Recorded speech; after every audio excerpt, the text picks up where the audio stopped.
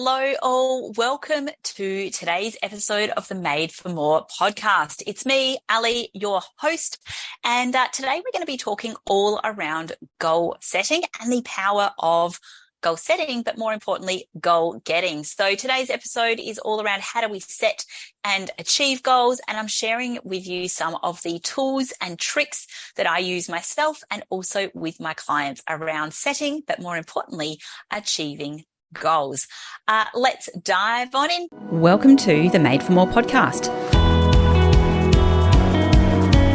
I'll be sharing my experiences along with some actionable advice to take your leadership to the next level. Introducing your host, it's me, Ally Nitschke. I'm a leadership and courageous conversations expert, a Nutella lover, a mother of 4 young boys, a wife, and a dance floor junkie. I'm here to give you the motivation you need to level up, lead yourself, lead your team, and your business. Let's go.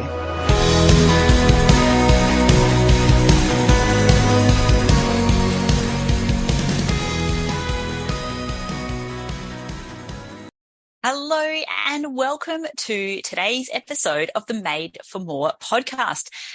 Today, I really wanted to talk a little bit around goal setting. So it is the beginning of a new financial year, which means it's the beginning of a month. I am recording this on a Monday, which is my favorite day of the week. And you know what? It's a good day to have a good day. But more and more recently, I've been speaking with my clients, with some of their teams around goal setting. So how do we set ourselves up for success to make sure that we can get where we want to be going by the time that we want to get there? And there is a famous saying that says we often overestimate what we can do in 12 months and underestimate what we can do in 5 years. And I was reflecting on that this morning before I hit record. And interestingly, Made for More, my company, is going to be celebrating its 5th birthday next month, which is very exciting because if you pay attention to any of the small business and consultancy stats, it means we've finally made it. Hurrah. But more importantly, it's just amazing to reflect on what we have achieved here at Made for More over the last 5 years. But more importantly, what are we going to do in the next 5? And there are some big goals in place, both for me personally, as well as for the team and the business. And I love taking my family on a goal setting adventure as well. Kids are amazing at goal setting because they don't have any of that imposter syndrome and the, oh my goodness, what about if I can't do it? They're like, yeah, why don't we just set the goal? And even if it is remarkable, let's go for it. So today I wanted to really share some of the techniques around goal setting, some of the tools that you can use if you are not a natural goal setter. So I thought we would jump into that today. This is part of our season 5, which is all around leadership your way. And this segment is called Ally Speaks. So just me today. You're welcome. And next time we'll have another guest as well. But what I really wanted to share is, I guess, a bit of background around goal setting as well. So for many of you who know my story, whether you've heard me speak on stages at conferences or perhaps in a training room somewhere, or even you've been an OG listening to the podcast right from the get-go, you will know that my background was in dance. So I used to be a professional ballet dancer before I hit my real corporate career and had to go and get a job. But before that was really when I started goal setting. And I didn't know that that's what it was at the time. It's only upon reflection in hindsight, as so often we have the clarity, that I now recognize that actually I've been a goal setter since way back when. And as I was thinking about this and sharing this story with you, there was a real distinct period of time that comes to mind. I've written about it in Rise of the Courageous Leader. And I've also written about it more recently and in more detail and depth in Grunt, Grit and Grace, which is lessons in leadership from the dance floor to the boardroom. I'll have to practice my pitch on that. So Grunt, Grit and Grace, lessons in leadership from the dance floor to the boardroom. And that is really all around how transferable the skills are that I learned through all my years of dance and how they're serving well, and so many synergies around dancing and leadership these days as well. So if you want to check out the in-depth version of some of these stories, goal setting, performance, resilience, all of those types of things, be sure to listen in, because I'll be doing a little intro to Grunt, Grit and Grace in the next couple of weeks. But back to the story, Ally, don't get distracted. When I was thinking about goal setting, I remember a distinct period of time. I think I was about 14 or 15. I was still obviously at school, but I was dancing probably, 30-ish hours a week after school weekends. And I was involved in a youth dance company then as well here in Adelaide, in my hometown. And I distinctly remember getting my clean sheet of paper or my clean diary at the beginning of the year, because that's where I like to set all my goals from a calendar year. Now in business, I do sort of quarterly, annual, as well as financial year goals. So you do what works for you, leave the rest. You know the drill. But what I was reflecting on is I had my brand new diary for the start of the calendar year, which was very exciting because I got to sort of plan my entire year as a 14, 15-year-old. I had my coloured highlighters. I probably had some smelly gel pens. It was a whole vibe. And I used to put in my calendar all of my dance lessons because they stayed the same throughout the entire year, which was lovely. And then I'd sort of fill in the gaps between then as well if we had any sort of family holidays and, of course, school assignments and those types of things. But I distinctly remember getting to a bit of a crossroads as most angsty teenagers do at age 14. And I remember going, I'm not sure if I'm good enough to keep going with this ballet thing or whether it's time to hang up the boots. So I'm going to give myself a year.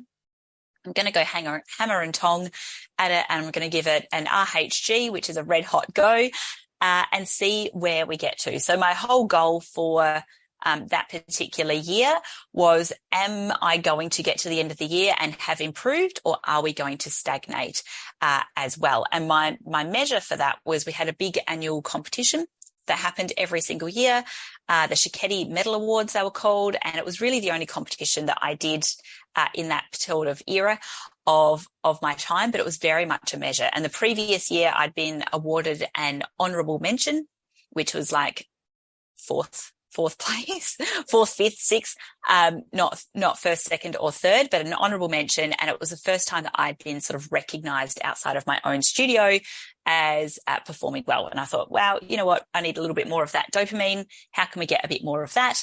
And my next measure for when I was 14 and I was filling in my diary was going, okay, well, I need to either get an honourable mention, at least an honourable mention for this year's competition, or that's the measure to say I'm not succeeding and it's time to go. In hindsight, obviously, that's quite a tragic goal to have because it's very reliant on someone else's opinion. Nevertheless, stick with me for this. So I was sitting there in January in summertime. My family used to camp at a caravan park. So I was sitting there in the sun, probably bronzed up from spending way too much time in the surf with my coloured highlighters and my smelly gel pens. And I was filling in my diary and going, okay, well, if my goal is to get an honourable mention or better, what do I need to be doing and where do I need to be by the time the competition comes around? So I had a look in my diary, marked out some key dates in the calendar, and then went, okay, well, if they're the key dates and that's sort of my marker, so there's things like exams and other workshops and things you could do throughout the year, what do I need to be doing every week to know that I'm improving? Because how do you possibly measure improving yourself when it comes to ballet? And I thought, you know what, I'm just going to each and every lesson that I go to and think, keeping in mind I was doing about 30 hours a week. So I was dancing most nights and all weekends, Saturday and Sunday. Every single time I walk into the studio, I'm going to give it 100%. And whether it's give it 100% at the bar, which is, you may or may not be familiar with a ballet bar, but that's normally where you start. Or I'm going to give 100% when we come in to do the center work, which is sort of the adage and the arm movements, port de bras. Or I'm going to give it 100% when it comes to the allegro, which is sort of the small jumps and also my least favorite part of dancing. Or I'm going to give it my all when it comes to the grand allegro, which is the larger jumps, the split leaps that you would have seen if you're not familiar with ballet. So I set that sort of intention in January, and then ballet went through the same cycle as a school year does. So each and every lesson I rocked up at the studio, ready with my mind and my eye on the prize, so to speak. So went in very, very, very focused to make sure that I actually gave it 100%, because you can be easy. It's a lot of physical effort. You can give yourself a break and have a drink break and take it a bit take a bit of a sloppy turn when your teacher's not watching. There's a lot of ways to be lazy when it comes to ballet, and I had figured them all out, but I thought not this year. It's either a make or break year. Anyway, so that was my intention, and I clearly remember going, this is my goals for the year. How do we actually chunk it down into actionable pieces? Because it's no good rocking up to the competition and not having actually prepared both physically, emotionally, and mentally for it as well. So set off to do that. And I'll skip to the good bit. Got to the competition, ended up winning, to the point I was in such disbelief when I didn't get an honourable mention. I was nearly crying, thinking, no, I have to quit ballet, and then won it. So I have been goal setting since I was 14 years old, and have always been a big goal setter, and have refined the process a lot more now as well, more efficiently, but also making sure that they're in alignment with what I want to be doing, and making sure that we're heading in the right direction. So when it comes to goal setting, I think goal setting's a little bit like plotting a course for your life. So whether you want to think about your entire life goal, normally that's a bit too big for people to be able to digest and think about, what is your purpose in life? Let's ponder on that. No, let's get a bit smaller and a little bit more micro there as well.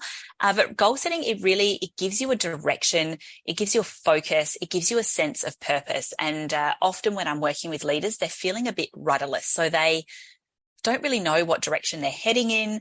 They're sometimes going around in circles. Sometimes they're completely off course. And really it's because they don't know where to point the arrow to be able to get to where they want to be going. And how can you possibly be putting all your energy in the right direction if you don't know what direction you're trying to go in, right? So by setting clear and actionable goals, you can turn your dreams into a reality. And it makes me think, why is goal setting so important? And I think there's a few things. Number one, setting goals provides you with a roadmap. It helps you identify where you want to go and how you'll get there.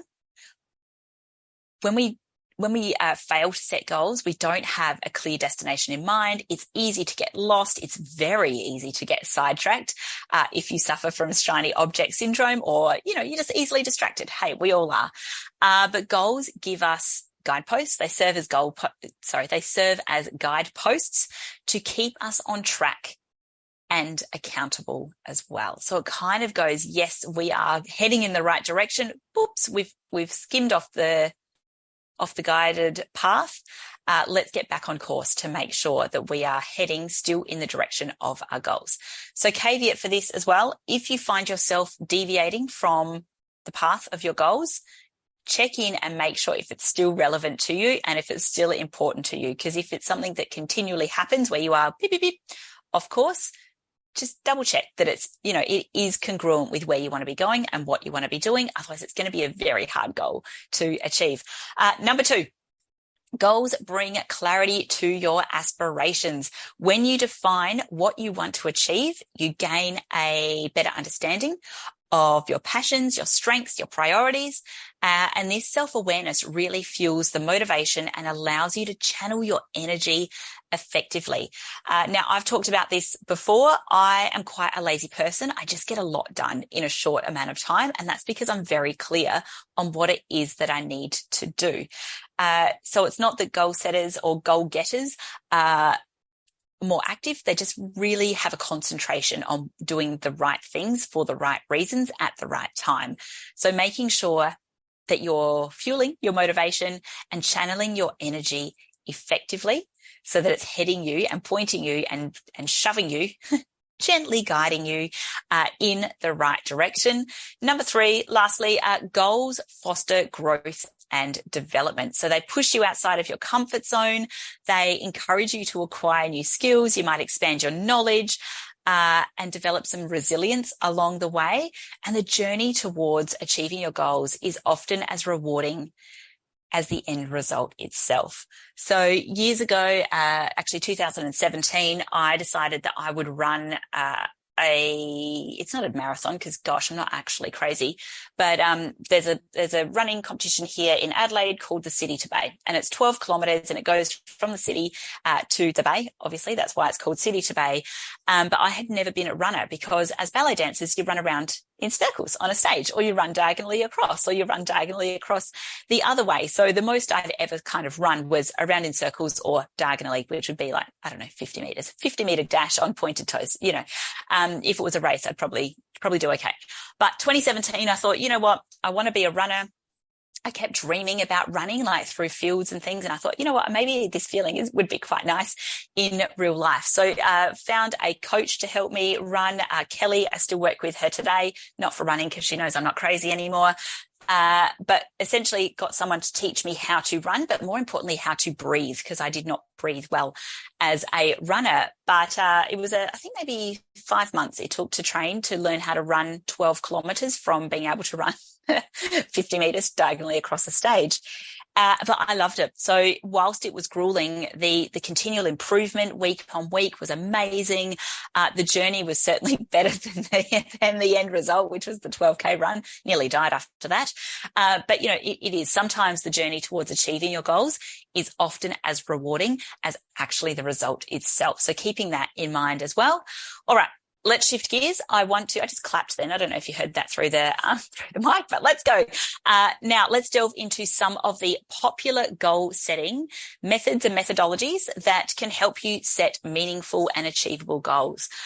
Because I think some people have a goal, but they just don't know how to break it down or even to recognize it as well. So probably the most common one is SMART goals. So SMART goals is one of the most well-known approaches for goal setting. It is using the SMART framework, so SMART, and that stands for specific, measurable, achievable, relevant, and time-bound. So this is the most common. It's probably the easiest one to start with. Let's break it down. So specific, your goals need to be clear and well defined. So instead of saying, I want to start running, you might say, I want to run X kilometers by the time of this date. Or it could be something along the lines of, I want to start a side hobby or a side hustle. And it might go something along the lines of specificity. I want to launch an online Etsy store and make handmade jewelry by the end of this year.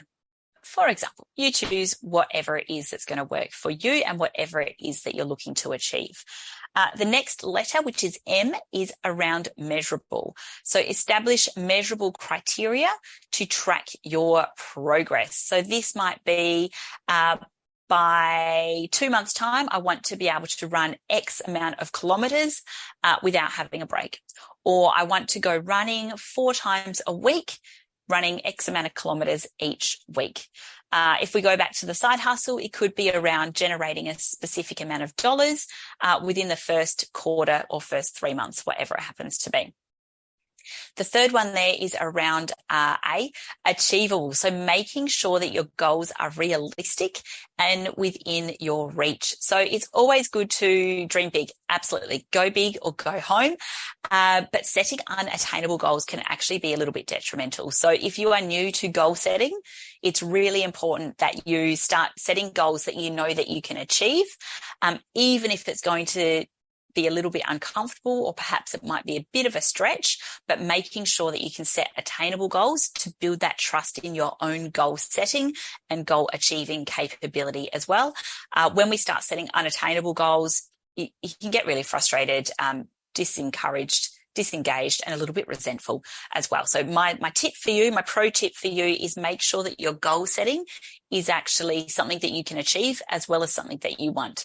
The R is around relevance, or is it relevant? So your goal should align with your values, interests, and long-term aspirations, and they should reflect what truly matters to you as well. It's no good having a goal in place that's someone else's goal. Don't copy someone else's goal. Be inspired by somebody else's goal, but don't copy it.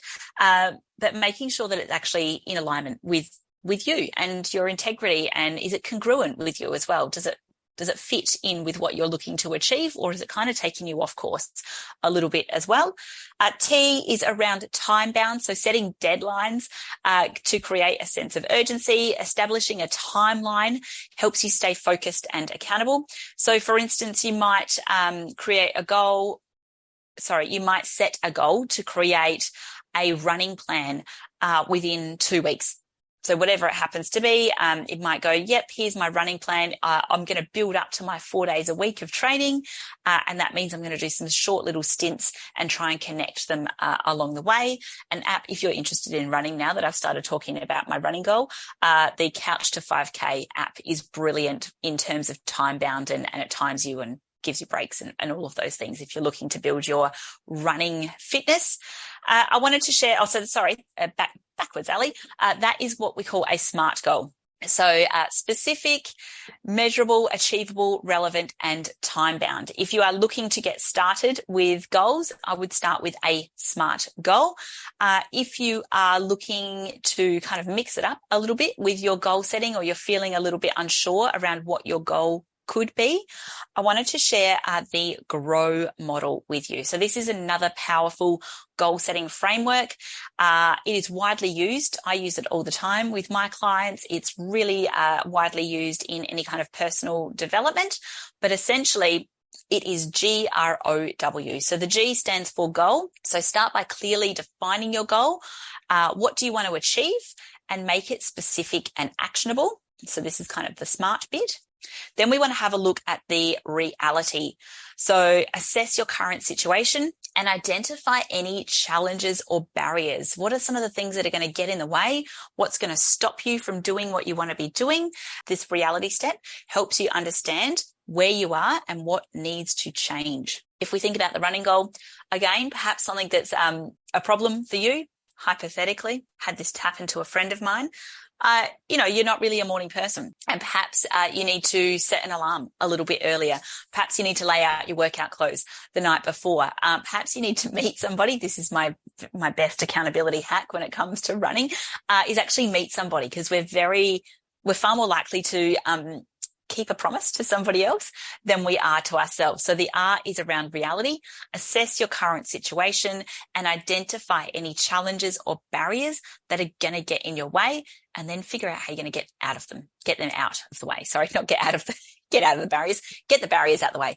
The O is around options. So exploring different strategies and possibilities to reach your goal. So generate a range of ideas, have a look at some alternative approaches, throw the spaghetti on the wall, so to speak, throw out a few wild ideas, and see what one sticks. Like, what is it that is potentially a wild idea that might be an option that could work for you as well? And then W is around will. And this is really commit to taking action. Is it really congruent? Are you going to do it? Determine the specific steps you'll take and create an action plan from there. And you also want to make sure you're setting some deadlines and holding yourself accountable. Now, when we talk about goal setting, one of the best ways that we can make sure that we're accountable, actually there's two. So the first one is to actually write down our goals. And there's some data to say that people that write down their goals are 10 times more likely to achieve their goals. So whether you write it down on a Post-it note, perhaps you might write it down in a journal. You could write it down and laminate it, keep it next to your bed. That's what I do for some of my big goals. So writing it down, pen to paper, and setting out is really, really important. And if you want to really amplify your goal setting or your goal getting, is share it with people. So write it down, 10 times more likely to achieve your goal as opposed to having it in your mind. But if you really want to go for it, is actually share your goal with someone to keep them accountable. And this, the research shows us, and this is from a Harvard research, I'll link the research paper in the show notes, is really around 30 times more likely to achieve your goal. So 10 times more likely if you write it down, 30 times more likely if you tell someone to keep you accountable. So that's the GROW model, GROW, goal, reality, options, and will. Another one that I wanted to share with you is around a whoop goal, so like whoop whoop. But this stands for wish, outcome, obstacle, and plan. So a WOOP is the WOOP method. And this was developed by a psychologist, Gabrielle Oettingen, I think. And it combines some of the positive thinking with a realistic assessment of some of the potential obstacles. So the W is wish, identify your desired outcomes. What do you want to achieve? The outcome, which is visualize the positive outcomes and benefits of actually achieving your goal. So this is really tapping into how will you feel once you've achieved it, and what impact will it have on your life. The second O is around obstacles. Again, so recognizing the obstacles or challenges that may impede your progress, and be honest with yourself about potential roadblocks. Is it you? Are you the roadblock problem? It's me. I'm the problem. No, but really recognizing what a potential roadblock is can be so powerful to achieving your goals. To recognize that it needs to be demolished, moved. You need to find a detour, whatever works for you. And the P there is around creating an action plan that addresses some of these obstacles. So develop some of those strategic, develop specific strategies to overcome them and then still stay motivated. And this can be things like a mini reward along the way, like little kind of checkpoints as well, to make sure that you are keeping on track. The last one that I wanted to share with you is called a hard goal. So HARD, not hard as in hard to do or hard to achieve. That's just the acronym. HARD stands for heartfelt, animated, required, and difficult. So this approach was originally introduced by Mark Murphy, and it emphasizes the emotional connections and the significance behind your goals. So heartfelt is your goal should deeply resonate with your values, passions, and purpose. They should inspire and excite you. A is around animated, so bringing your goals to life by vividly imagining the desired outcomes, visualizing yourself successfully achieving your goals, and experiencing the positive emotions associated with it. The R is required, so your goals should be essential for your personal or professional growth, and they should be aligned with your long-term vision and aspirations. The D, which is difficult, so set goals that stretch your abilities and push you outside of your comfort zone. If you've been listening for a while, you know that's where the courage is. And this really challenges your goals for fostering growth and development. So don't forget that goal setting is such a dynamic process. There is not one size fits all. Goal setting is a continual learning journey. It requires regular review, adjustment, and adaptability. And you don't need to be afraid to refine your goals as you progress and as you grow, and even as you change, but also as your circumstances change direction as well. Just chop and change as need be. That is absolutely okay. But making sure that you are writing it down, telling somebody about it. If you wanted to have a little bit more info about goal setting, I'd encourage you to check out the episode I interviewed Keith Abraham, who is an absolute expert in this space. It's episode 57. I will link it in the show notes for you today as well. But it is an amazing episode around what is it that drives us to set goals. So this is sort of how do we execute goals today, and a few little tools and techniques. And his episode 57, from Smart to Smarter Goals, Emotion and Reward with Keith Abraham, is all around that. So how do we get to goals faster? By tapping into what drives you. So as I mentioned, please keep in mind that goal setting is a dynamic process. Is it a continual iteration? There is no one and done. If you are really committed to your personal and professional growth, becoming accustomed to how you like to set goals is an absolute game changer for you. We do have some downloads for you. So if you're looking to kind of fill out a form or you need a little bit more direction, head over to madeformore.com.au/resources. And I'll put the notes for that. I'll put the link for that in the notes for today as well.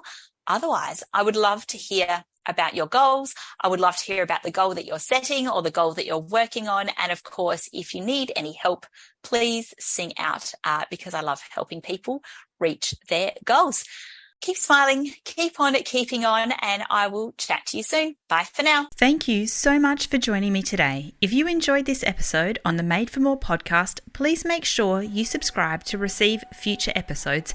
And of course, 5-star reviews are always welcome on the Apple Podcast. If you'd like a copy of the show notes or any of the links mentioned today, check out madeformore.com.au/podcast. And of course, if we aren't connected already, you can find me in all the usual places. Ally Nitschke on LinkedIn, ally.madeformore on Facebook and Instagram. I hope you have an awesome week, and I'll catch you again soon. Bye bye.